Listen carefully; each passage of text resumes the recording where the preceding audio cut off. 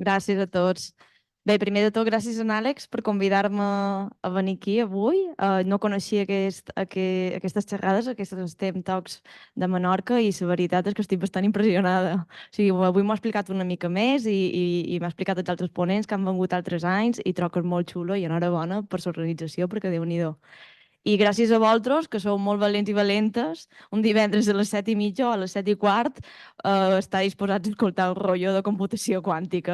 Déu-n'hi-do, Déu-n'hi-do. Però bueno, ho intentarem fer dinàmic i m'ho podeu interrompre quan vulgueu i si teniu qualque pregunta o encara que sigui fora de context, m'ho deix, vale? Perquè estem aquí per aprendre algo que és molt nou per molta gent i que encara no està tan ficat dins en el dia a dia com pugui ser les IAs, el machine learning, el ChatGPT, la quàntica és algo que vendrà després i tindrà un impacte tan gran o més com tot això, però encara no és. I abans volia explicar-vos una mica com vaig arribar jo aquí. O sigui, és un tema molt nou i no és fàcil acabar fent computació quàntica. No és una cosa que tu t'aixeques un dematí i dius vull estudiar computació quàntica. Ara pot ser més perquè ja està més conegut, però en aquell moment no.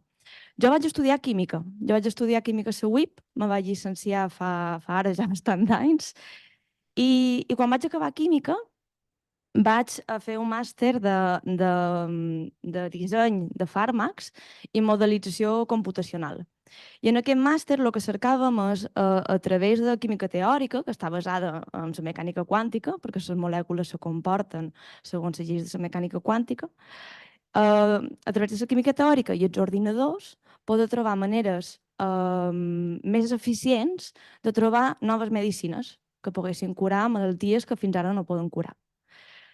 I per què ho fèiem així? Perquè en comptes d'anar directament en el laboratori i començar a provar diverses coses que al final és molt car i necessita molt de recursos, primer se feia una selecció, una preselecció dels fàrmacs candidats a través de modelitzar el que seria la reacció química que està associada a aquesta malaltia amb un ordinador.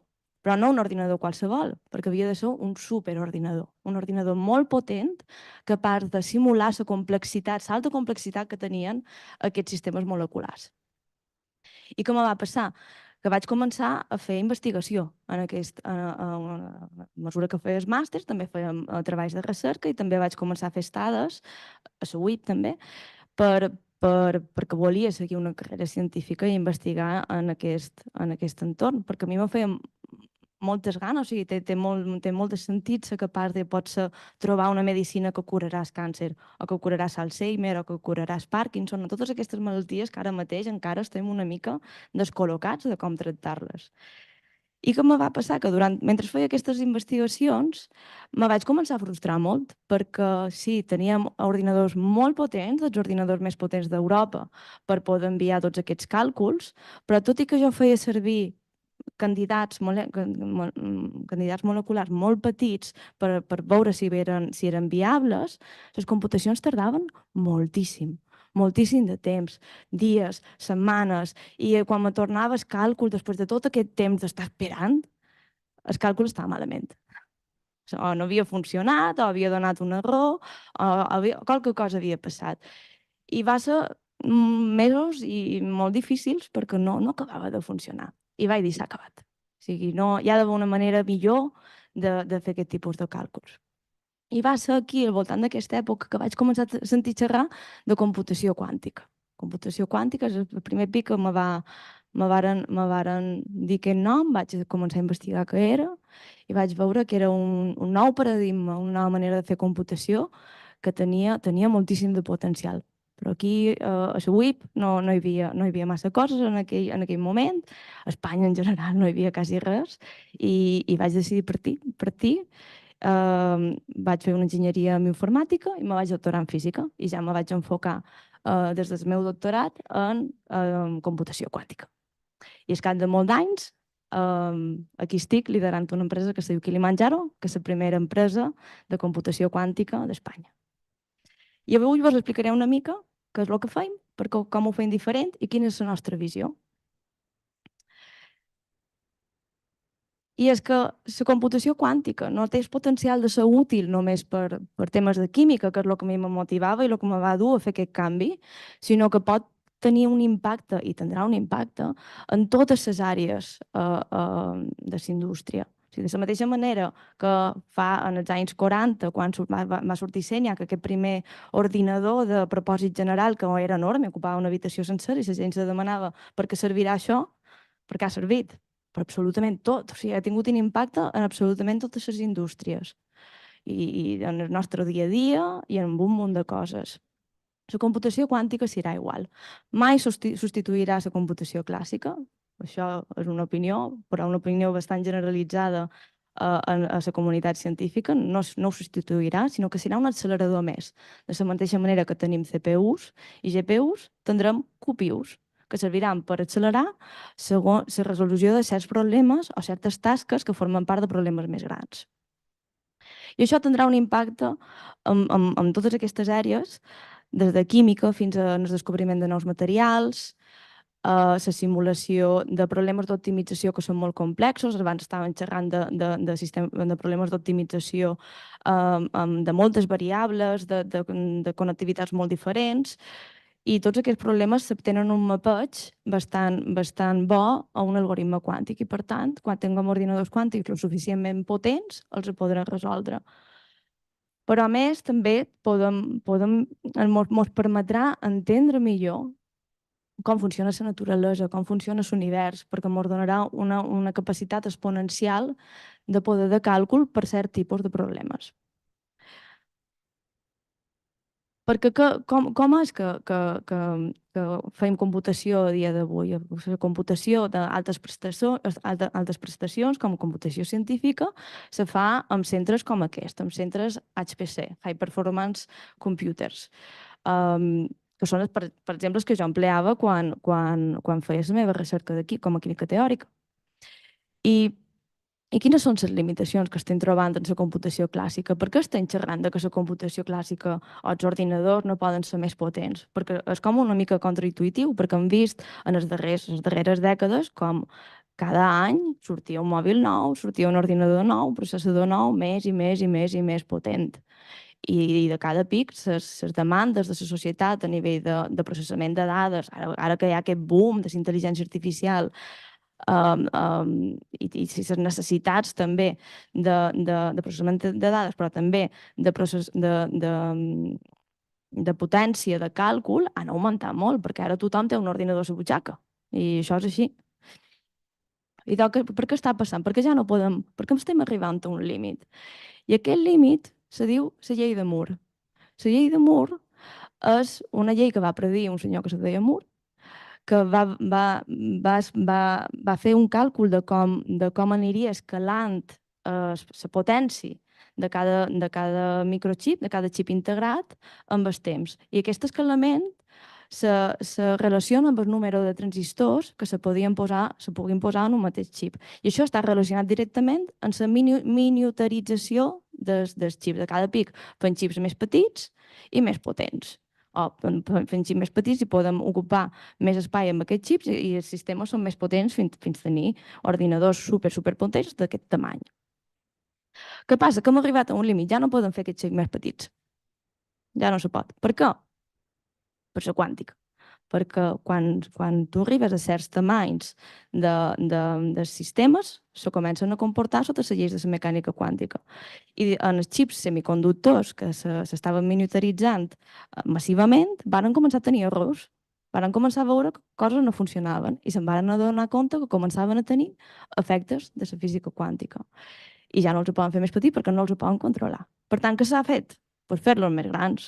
Tenim aquests bitxos de centres de supercomputació, de data centers, que de cada pit són més i més i més i més i més grans. Ara, en el Barcelona Supercomputing Center, que és un centre de supercomputació de Barcelona i un dels més grans d'Europa, acaben d'inaugurar el Mare Nostrum 5.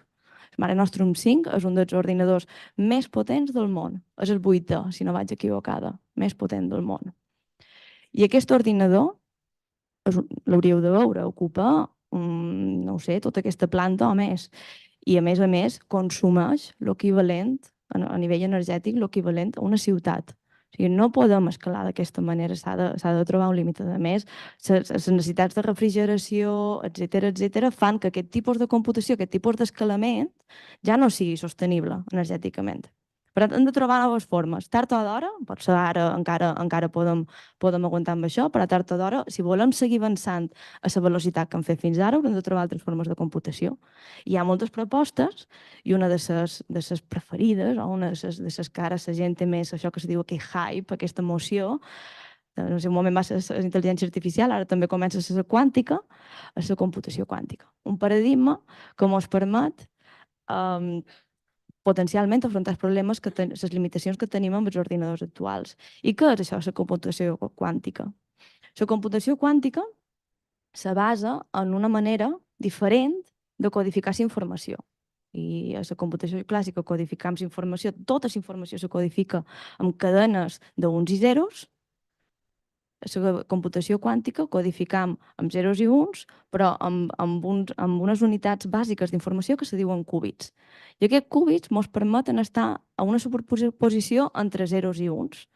I que això ens dona el primer comportament exòtic, que se diu superposició. O sigui, que el teu sistema pot estar en 0 en 1 o a una superposició arbitrària entre 0 i 1. És molt poc intuïtiu, ja ho sé, però vos ho heu de creure. I això és perquè és un sistema que se comporta sota les lleis de la mecànica quàntica. I això vol dir que pot aprofitar certs efectes de la mecànica quàntica que són molt exòtics, com aquest que vos he dit ara de la superposició, però a més altres, com l'entrellaçament o el tunneling. I són aquests efectes exòtics i tan poc intuïtius amb els quals podem construir una nova lògica de computació. La lògica clàssica, per que aquí sapigueu d'informàtica, si heu fet les famoses taules de veritat, se basa en portes AND, en portes OR, suma, resta, XOR, tot això, no? Doncs aquí la lògica és diferent. La lògica quàntica, o sigui, eliminam aquesta lògica, introduïm una lògica basada en aquests efectes, en aquests fenòmens i en l'acció que tenen aquests fenòmens sobre la informació quan està codificada de manera quàntica. I és amb aquesta nova lògica de computació que podem dissenyar algoritmes que són, per cert problemes, molt més eficients i que ens permeten, si fem una codificació adequada, paral·lelitzar de manera natural és trobar una solució òptima. Podem intentar avaluar de manera paral·lela, simultàniament, tots els camins, totes les solucions possibles i caure de manera immediata en l'òptima. I si sumes tots aquests ingredients, tens un ordinador quàntic. Un ordinador quàntic que quin és el potencial? Poder-te donar solucions més ràpides a problemes que ara mateix se fan aproximant o que fins i tot no se poden resoldre, com simulacions de molècules molt grans que jo no podia resoldre. També te permet tenir millors precisions de resultat. Per què? Perquè ja no has de fer tantes aproximacions. O sigui, si jo no he de fer una aproximació per simular una molècula en menys temps, si tinc tot el temps del món i tots els recursos del món, el resultat final serà més precís, serà més bo, serà òptim. I a més, amb el potencial d'oferir una manera més sostenible, més respectuosa energèticament de fer computació, perquè estàs aconseguint seguir miniaturitzar el poder computacional a un xip més petit. I avui vos he duit un d'aquests xips i si voleu el podeu veure, el podeu obrir, vull dir, no passeu pena d'agafar-lo, de tocar-lo, perquè no funciona, si no, no el duria. Va ser un dels primers tests que hem fet, un dels nostres primers prototips, i el podeu veure. És un xip de 2 qúbits i 2 qúbits dissenyats i fabricats per nosaltres.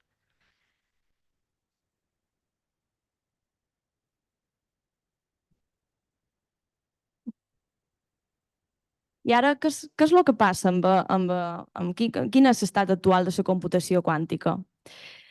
Perquè no som els únics que ens hem donat compte d'aquest potencial, no? Hi ha moltes coses per fer, la computació quàntica és molt incipient, és quasi màgia, però hi ha moltes empreses, hi ha molts de grups, hi ha molt de països posant molt de dobbers, des de gegants com IBM i Google, i tota la infraestructura d'inversió que pot tenir els Estats Units fins a la Xina, Japó i Europa també. Però què passa? Moltes d'aquestes apostes que s'estan fent a nivell de propostes de computació quàntica s'enfoquen en un tipus de paradigma computacional que se diu és digital. I què vol dir un ordinador quàntic digital? Vol dir que la manera d'operar és a través de portes lògiques que apliquen la lògica que us he comentat abans i s'opera enviant pulsos molt ràpids. Envien pulsos de microones molt ràpids cap al qúbit i així fan que la informació se manipuli. O sigui, aquí hi ha dos qúbits i aquí, no sé si ho veus, té com uns connectors i aquests connectors és on connectes els cables que te permeten enviar aquests pulsos de microones. Què passa quan envies aquests polsos tan ràpids que estàs introduint un error en el teu sistema, un error a la teva computació? I justament la computació quàntica, tot el potencial que té, és molt, molt delicada, molt vulnerable en els errors. En els errors de vibracions, de canvis de temperatura, qualsevol cosa fa que perdi les seves propietats quàntiques. Per tant, el que hem de fer és protegir-ho al màxim i hem de ser molt, molt, molt curosos en com manipular la informació de manera que no introduïm cap error. Hi ha maneres de corregir aquests errors. De la mateixa manera que a la computació clàssica tens protocols de correcció d'errors que se basen en redundància, en codificar en unitats lògiques d'informació molt de bits d'informació, de manera que si un o dos fallen, encara tens la resta. No passa res, perquè tens la resta per poder treure la solució. La quàntica també té aquests protocols de correcció d'errors. Però què passa? Que necessites tenir xips molt grans, perquè necessites molt de qúbits físics per poder codificar un qúbit lògic. I això encara està molt, molt, molt en fora de poder-se fer, perquè escalar els xips és molt difícil. És molt difícil perquè has de mantenir, has de garantir que el xip sigui de molt bona qualitat i, a més, has de garantir que pots operar molt bé amb ells. I què passa? Que la fabricació d'aquest xip que teniu en la mà és una feina superartesanal. És com fer ceràmica, és com fer pintura. Vull dir, encara no està automatitzat. Encara no hi ha els processos, ni l'equipament, ni la formació, ni les sales blanques, ni la infraestructura de fabricació per fer que la fabricació d'aquests xips estigui ben automatitzada com podria ser els xips semiconductors. I això fa que sigui molt difícil encara escalar-ho i fer-ho gran. Què passa? I quina és l'alternativa en aquests ordinadors digitals? Això és el que oferim nosaltres a Kilimanjaro. Vàrem tenir aquesta idea loca de muntar una empresa aquí a Barcelona que intentés fer les coses diferents. Intentés trobar una manera alternativa per poder manipular la informació quàntica i veure si així ho podíem atracar més, aportar valor en el dia a dia a la societat, a veure si així podíem treure aplicacions d'aquests sistemes abans. I tot una mica mos fa gràcia dir que mos basàvem en el pare de la computació quàntica. Un dels pares, això és Richard Feynman, Premi Nobel de Física de l'any 65 i un dels instigadors de la computació quàntica. En Feynman insistia, intentava convèncer la comunitat científica de físics d'utilitzar plataformes quàntiques per fer simulació i computació, dient aquesta famosa frase de que la naturalesa no és clàssica, la naturalesa és quàntica. I va fer aquest dàmit, aquest jolines, en el final, perquè ja estava frustrat. I el que deia ell és que si tu vols ser capaç de simular la naturalesa de manera precisa, has de tenir un sistema quàntic, perquè la naturalesa és intrínsecament quàntica. Per tant, has d'agafar la descripció quàntica del sistema i l'has de mapejar a un sistema quàntic que puguis programar. I així tindràs una descripció exacta. A nosaltres ens agrada dir que de la mateixa manera que la naturalesa no és clàssica, la naturalesa és quàntica, la naturalesa no és digital, la naturalesa és analògica. I això és precisament el que fem a Kilimanjaro. Fem ordinadors quàntics analògics.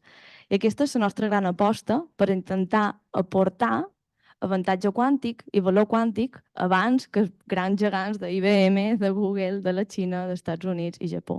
Sí, serà molt difícil i és una carrera, però estem molt, molt convençuts de que aquesta aquesta manera de fer computació diferent pot ser molt pràctica. I creiem que és, de fet, complementari en els ordinadors digitals, de la mateixa manera que la indústria de semiconductor han vist la complementarietat amb els xips analògics i els xips digitals, la computació quàntica creiem que veurà el mateix.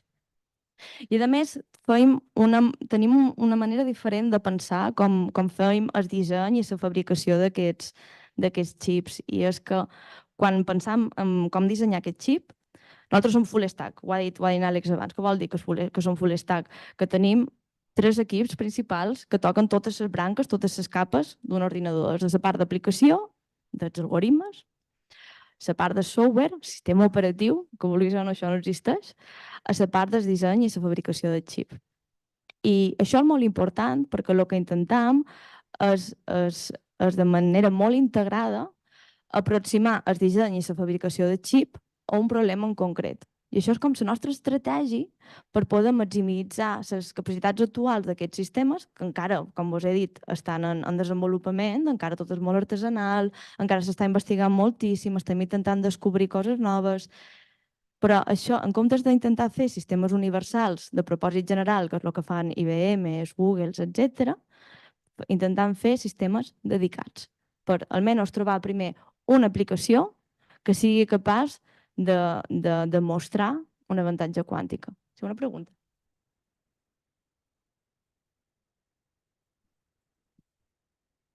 Artesanal vol dir que aquest xip se fa a mà. No, se fa amb màquines, però si tu vas, per exemple, a una sala blanca són aquests centres de fabricació on se fan, que han d'estar molt nets, han de tenir zero pols, on se fa fabricació de xips. Si tu vas a una sala blanca de xips semiconductors habituals, com els que tenim en el mòbil o l'ordinador, no veus persones. No hi ha persones. Tots són màquines i està tot...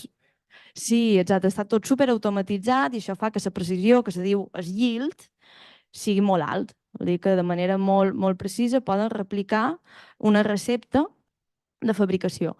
Aquí nosaltres fem les receptes de cada component d'aquest xip de manera molt curosa. I cada vegada, cada pic que mires la màquina, algo canvia, un paràmetre canvia i no hi ha 2 xips que mai te surtin igual.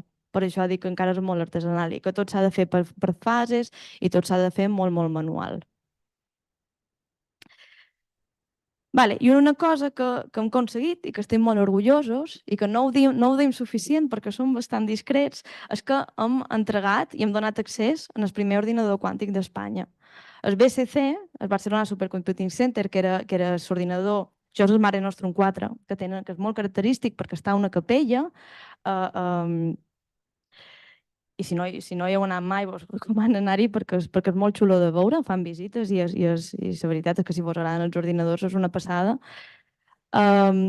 Doncs ells el que volien era incorporar sistemes quàntics, ordinadors quàntics, que no els hi resoldran la vida, perquè, com vos he dit, encara és una tecnologia en creixement, però sí que començarà a permetre-los entendre com funciona aquesta tecnologia. O sigui que tots els investigadors del BCC i tots els usuaris del BCC que tenen accés als seus recursos de computació, ara també tenen accés a un ordinador quàntic per començar a provar idees. I per què crec que això és molt important? Perquè és la clau per fer que de cada cop la computació quàntica estigui més democratitzada, hi hagi més gent que sàpiga com funciona, que entengui...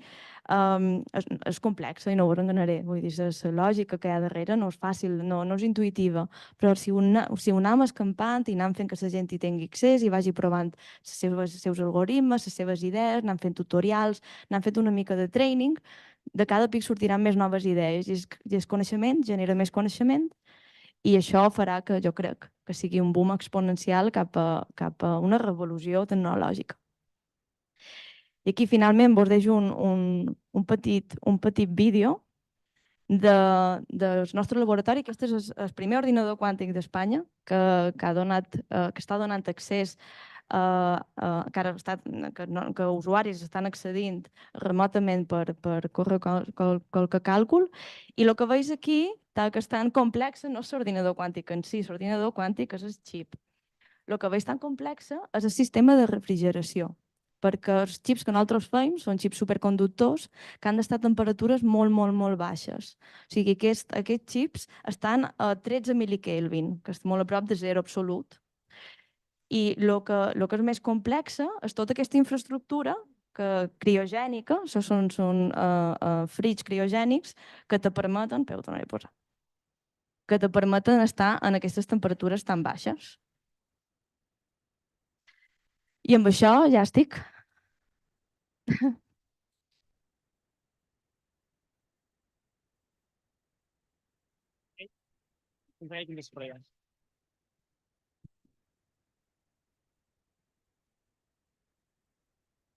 Hola, bona tarda. Felicitats per la explicació, superentendible i per una persona que no tal. Pregunta, l'empresa vostra és una empresa que està a Espanya, a Catalunya, suposo, no? Sí. És privada, és pública, és una startup? Bueno, som una startup, depèn de lo que vulgui dir startup. Nosaltres vàrem fundar l'empresa fa 4 anys i duim 4 anys dintre del món. O sigui, no som una startup en el sentit de que encara ens estem recolzats en finançament privat. Si som una empresa privada, tenim finançament privat d'inversors, inversors deep tech que creuen en el llarg plaç d'aquesta tecnologia i també tenim subvencions públiques. També. Sí, bueno, en el sentit sobretot de que startup als principis, primers anys, és una pèrdua de dues increïble. Vale, però bueno, perquè si investigues és així, vull dir, no hi ha més. Sí, nosaltres ha estat una mica diferent, perquè els dos és una mica raro. Els dos primers anys no varen necessitar inversió de fora, perquè ja tot d'una varen començar a tenir clients. Vulguis o no, tenim una cartera de clients bastant gran. Aquest projecte del BCC, d'instal·lar aquest ordinador quàntic, és un projecte de 8,1 milions d'euros. Vull dir, són... Ojo, que també s'ha de pagar tot el material, que ja vos he vist, que és material molt car i tots els recursos, el benefici que traiem no és tan alt, però hi ha un interès ja amb el coneixement, amb la capacitació que pugui donar un equip de quàntica a empreses o centres de recerca que tenen interès en aquesta tecnologia. El nostre primer client i qui ens va permetre, de fet, poder formar-se aquí, poder crear el laboratori, comprar tot l'equipament bàsic per començar, va ser un centre de recerca privat d'Abu Dhabi, que se diu TII, i que volien construir un centre de recerca de computació quàntica i una de les coses que volien fer era tenir un laboratori de superconductors, de qubits superconductors, però no sabien ni per on començar. Per tant, ens van contractar nosaltres i ens van demanar un servei de consultoria i d'assessorament de quins components comprar, de com havia de ser l'espai, també com s'havia de posar tot junt, com s'havia d'integrar tots els components, com s'havien de dissenyar els xips, com s'havien de fabricar, com s'havia d'operar tot. També els hi van preparar la part de software i ara són 100% independents i ara ells tenen un munt de producció científica. En el BCC és una mica el mateix. Ells cercaven tenir un ordinador quàntic que els pogués donar serveis als seus usuaris per ser més competitius, perquè a Europa ja hi ha diversos centres de supercomputació que tenen ordinadors quàntics i també poder avançar cap en el camí d'aquesta tecnologia. I després, altre tipus de clients que tenim són empreses molt grans, empreses del sector energètic, del sector logístic, de la química, financer, bancs, que han sentit a xerrar molt de la quàntica, han sentit que hi ha gent que ho ven com a les mil meravilles, que ja està donant valor i que si no ho tens ja implementat a tots els pipelines operacionals de l'empresa te quedes enrere, i cerquen que els assessorin amb la realitat, qualcú que els expliqui quina és la realitat, si ara m'he de preocupar per la quàntica, si m'he de preocupar d'aquí 5 anys, quin problema realment se pot resoldre amb un ordinador quàntic, ara, d'aquí 5 anys, d'aquí 10 anys, i això és el que nosaltres els hi aportàvem, els hi dèiem, tranquils, teniu temps, no entreu en pànic, perquè també hi ha tot el tema de la criptografia, que sobretot els bancs i tema de defensa comencen a posar-se molt nerviosos, perquè la computació quàntica, una de les pors i una de les aplicacions que tindria seria rompre claus criptogràfiques. Per això crea molta tensió a nivell geopolític. I clar, el que els hi fem és guiar d'entendre molt bé quin és l'estatus de la tecnologia i com la podrien incorporar en un futur. si me permeteixes, perquè és superinteressant, però ja hi veig gent que té preguntes, segurament. Això m'ha recordat quan t'explicaves, no? Hi ha hagut una cosa que m'ha xocat moltíssim perquè m'ha recordat una discussió que vaig tenir amb els meus companys fa 30 i pico d'anys, no? I és que, com a aficionats de ciència-ficció, va sortir una pel·lícula, no?, que xerrava de que feien viatges, salts espacials, no?, entre planetes, estrelles i asteroides, no? I té un companyó que és físic, físic nuclear, no?, en aquell moment era estudiant, i em deia, això és impossible, perquè no pots calcular amb un sistema digital, amb una computadora digital, no pots calcular una línia recta que t'eviti tots els obstacles. I dic, bueno, doncs té que ser analògic. Diu, no existeixen supercomputadores analògiques, no? Doncs, bueno, pues moltes gràcies. Me n'acabes de mostrar una. Ja li penso telefonar quan arribi a casa. M'ha encantat aquesta història. Ho incorporaré a la llista de missatges per...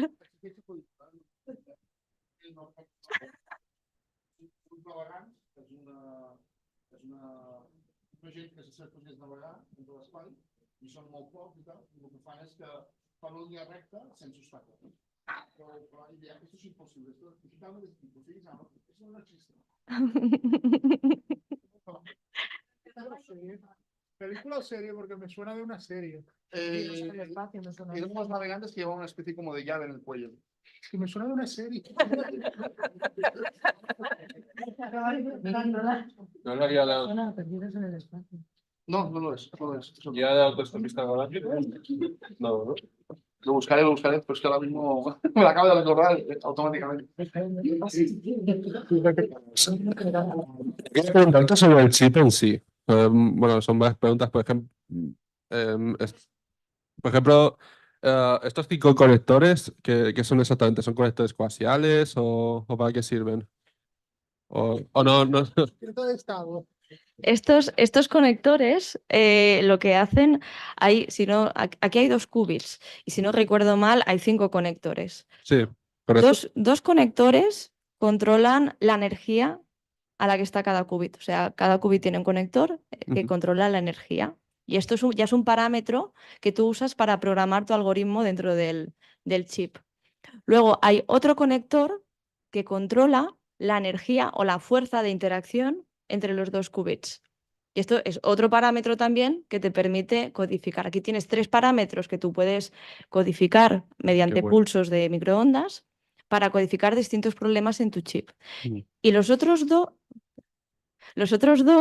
son para la medida, para readout. Hay otros conectores que están conectados, sí, a cada qubit, que lo que hacen es medir el estado del qubit. O sea, 3 para controlar, 2 para leer. Para leer su estado. Su estado. Sí. Y imagino que el chip en sí es el cuadradito este gris pequeño que hay en medio. Sí, el que está en medio. Eso De está hecho, si los lo dos pones debajo de la luz, podrás ver, sí, el circuito superconductor, que es un circuito superconductor Ostras, ahí que están, sí. tiene varios componentes. El componente más importante, más crítico de los circuitos superconductores es el Josephson Junction, que es como una cruz que se hace con aluminio y es lo que te crea que el sistema se empieza a comportar cuánticamente. O sea, lo que te crea el qubit, más que nada. O sea, el sistema es cuántico de por sí, pero lo que te crea este estado de 2 niveles de 0 y 1. Muy chulo, muchas gracias. De nada. Hola, yo quería preguntar si es posible saber qué precio tiene el chip en cuestión. No está en venta. No, ya sé. O sea, quiero decir, ¿cuánto cuesta hacerlo? Este en concreto es difícil predecirlo porque hay muchos recursos de personas dedicados al diseño y a la fabricación, pero yo diría unos 100.000 euros. Vamos. Mínimo, sí. Es difícil predecirlo, ¿eh? Me estoy tirando igual un triple. Más o menos. Por aquí me dicen menos mal. Se venden caros los ordenadores cuánticos, son componentes muy caros, los materiales son caros. Estas refrigeradoras que habéis visto antes cuestan alrededor de 500.000 euros, 1.000.000 de euros. Y esto es solo una parte. Luego tienes toda la electrónica de control, que también es muy cara. Los cables, estos cables que se conectan en estos conectores, tienen que ser cables criogénicos, cables que puedan ser capaces de operar a temperaturas muy bajas. Necesitas helio que forma parte del circuito de refrigeración y son dos isótopos, helio 3 y el helio 4. Y el helio 4 solo se encuentra como un byproduct de fabricación de armas nucleares. Sí, ya puedes imaginar lo difícil que es encontrar estos componentes.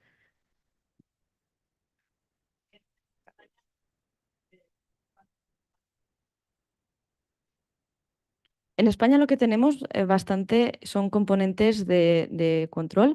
España no tiene ninguna empresa de computación cuántica aparte de nosotros, pero sí que tiene muchas empresas de comunicación cuántica. Así que toda la parte de distintos componentes para comunicación sí que se producen aquí. La mayoría de cosas las compramos fuera. Pero, y esto es importante decirlo, podemos construir un ordenador cuántico solo con componentes europeos. El del BSC es 100% europeo.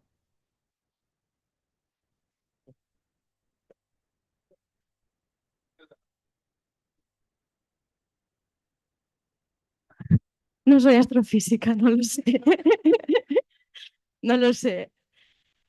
Pero sí, imagino que se podría sacar igual el isótopo del espacio. Imagino que sí. Que en algún momento encontraremos otra forma de producirlo. Mm. Am, tú habías dicho bueno, habías dicho antes que todo el camino que habías llegado para llegar a interesarte por la física, por la computación cuántica. Mm. Si alguien quisiera, por ejemplo, trabajar en tu empresa o trabajar para Google haciendo ordenadores cuánticos, o sea, ¿qué camino tendría que llevar? Es una buena pregunta, porque antes, cuando yo empecé a interesarme por este campo, por todo te pedían un doctorado en física y de hecho me costó mucho conseguir que me aceptaran en la escuela de doctorado porque era química. Me decían, no, haz un doctorado en química y me tuve que buscar muchísimo. Por eso, a veces si no encontráis exactamente lo que queréis o el acceso al máster o al doctorado o lo que sea, seguid insistiendo, porque yo insistí, como creo que tiré 100 aplicaciones mínimo y al final lo encontré. Eh, Ahora ya no hace falta tanto lo del doctorado en física y, por ejemplo, en nuestra empresa tenemos ingenieros informáticos, tenemos matemáticos, tenemos ingenieros electrónicos, muy importante. Los ingenieros electrónicos, tenemos ingenieros industriales, tenemos físicos, la mayoría son físicos, pero empezamos a tener mucha variedad y ya no hace falta que sean doctores. Nosotros tenemos dentro de la empresa ahora unos 12 doctores, pero el resto, y somos no, somos 50 y pico, el resto tienen el máster o el grado, la licenciatura y X años de experiencia o gente que viene directamente del grado o del máster. Muchas gracias.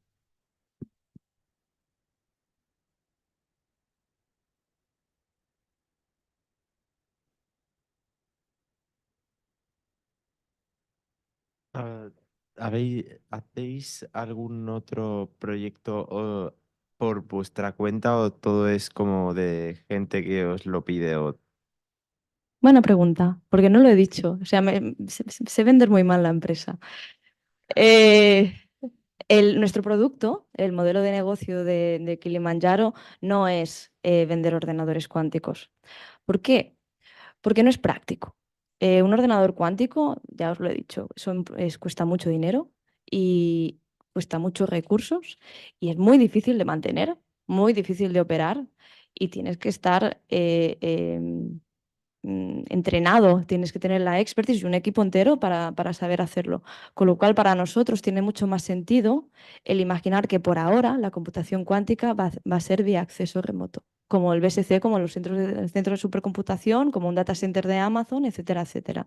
Que las máquinas estén todas en un mismo sitio, operadas y mantenidas por un equipo que sabe, y se ofrezca al cliente un acceso, una suscripción, un pay by use, que paguen por minutos, por segundos de uso y puedan lanzar sus cálculos.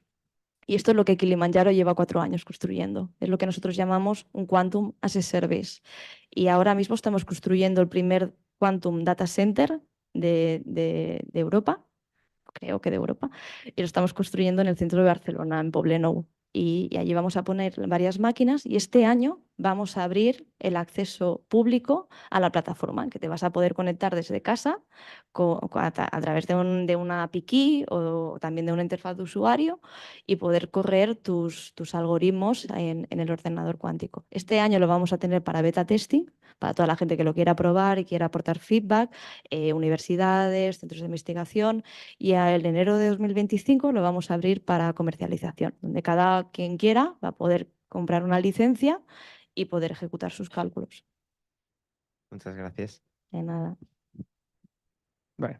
Bueno, 2 preguntes i tancam. ¿Cuánto tardáis aproximadamente en crear y diseñar ese chip? Más o menos. Uf, demasiado. Se tarda mucho porque tienes que, te vas a equivocar muchísimas veces. Tú tienes que hacer el diseño, lo mandas a fabricación, luego te lo dan, lo coges, lo metes en el fridge, lo bajas a temperatura. Bajar a temperatura te lleva 24 horas, siempre hay problemas, siempre son más días, porque es lo que os decía, que es muy artesanal. Lo mides, lo caracterizas, miras que todos los parámetros que han salido de fabricación eran los que tú tenías esperados en diseño, miras si los qubits son estables, nunca lo son. Spoiler alert, nunca lo son, con lo cual descongelas la nevera, te vuelves a casa, vuelves a revisar el diseño, haces una nueva propuesta de diseño, lo vuelves a mandar a fabricación y así varias veces. Mucho trabajo. De hecho, este chip es uno de los que no funcionó. Muchas gracias.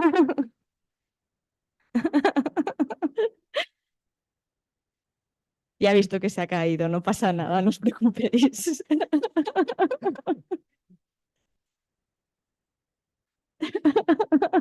No pasa nada. Hola, buenas.